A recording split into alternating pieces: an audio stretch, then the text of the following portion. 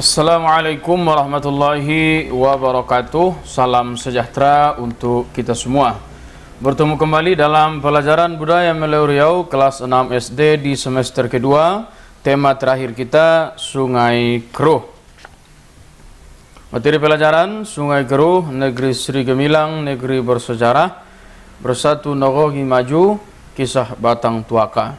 Buka buku halaman 93 sampai 109. Yang belum punya buku, silahkan Ananda lengkapi kembali catatannya, ditonton kembali video pembelajarannya karena kita akan ujian. 1. Sungai Keruh. Pada zaman dahulu, sungai ini bernama Sungai Keruh.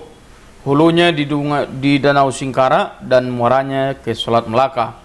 Mengalir sepanjang 500 km. Tapi sekarang sungai ini sudah menjadi 3 nama, yaitu Sungai Indragiri, Sungai Kuantan, Sungai Ombilin. Sungai Indragiri mulai dari muara hingga perbatasan Kabupaten Indragiri Hulu dengan Kabupaten Kuantan Singingi. Kedalamannya sekitar 6 sampai 8 meter. Kegiatan di sungai ini adalah nelayan dan berdagang. Selanjutnya Sungai Batang Kuantan, mulai dari perbatasan Kabupaten Indragiri Hulu dengan Kabupaten Kuantan Singingi hingga perbatasan Riau dengan Sumbar. Kegiatan di sungai ini adalah penggalian atau tambang emas dan juga batu kerikil. Batang Kuantan ini airnya sangat keruh karena disebabkan lumpur pasir sisa kegiatan tambang. Kemudian sungai yang ketiga, Sungai Ombilin. Ini mulai dari perbatasan Provinsi Riau dengan Sumbar sampai ke Danau Singkara. Adapun kegiatan di sini bertambang. Adapun daerah yang dilalui Sungai Keruh, dari yang 3 ini namanya 1 Sungai Keruh. Yang pertama ada Indragiri, Hilir, Hulu, dan Kuantan Singingi. Negeri Sri Gemilang. Negeri Sri Gemilang atau sekarang disebut Indragiri Hilir dibentuk tanggal 20 November 1965. Ibu kotanya Tembilahan, merupakan hasil pemekaran dari Kabupaten Indragiri. Pada abad ke-6 daerah ini berdiri Kerajaan Keritang, istananya Puri Tujuh atau Kedatuan Gunung Tujuh. Kemudian pada abad ke-13 berdirilah Kesultanan Melayu Indragiri. Adapun tempat wisatanya sebagai berikut. 1. Kota Tembilahan. Di dalamnya terdapat pasar tradisional, pasar terapung, dan Masjid Agung Al-Huda. Kemudian ada Pantai Solop, terletak di Pulau Cawan dan dia berpasir putih. Kemudian ada makam Tuan Guru Sapat, terletak di Kampung Hidayat, Desa Teluk Dalam. Untuk kisah selengkapnya ada di buku. Yang keempat, Menongkah Kerang, yaitu atraksi kebudayaan orang suku laut. Kisah lengkapnya ada di buku.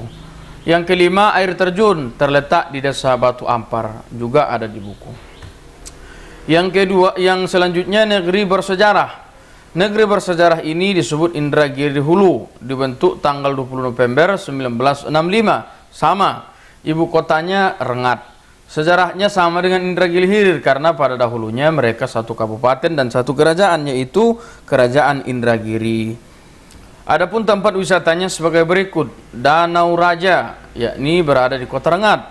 Taman Nasional Bukit 30 antara perbatasan Riau dan Jambi.